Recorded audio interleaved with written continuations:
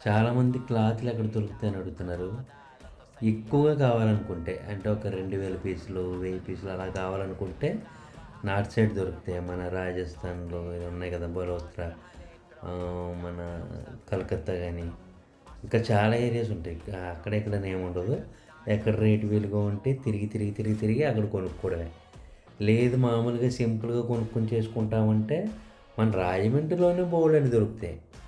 ఎక్కడి దాకా పరిగెట్టాల్సిన అవసరం లేదు. కాపోతే ఒక 5, 6 రూపాయలు ఎక్స్‌ట్రా ఉంటది. ఎందుకంటే మరి అక్కడి నుంచి ట్రాన్స్‌పోర్ట్ చార్జెస్ పడతాయి.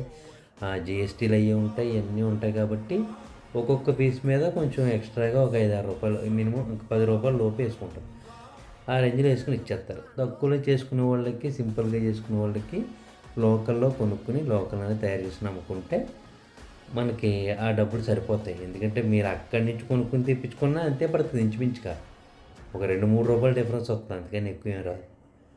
సో, క్లాతులు కావాలనుకుంటే ఎక్కువైతే నార్త్ సైడు, తక్కువైతే ఇటు సైడు.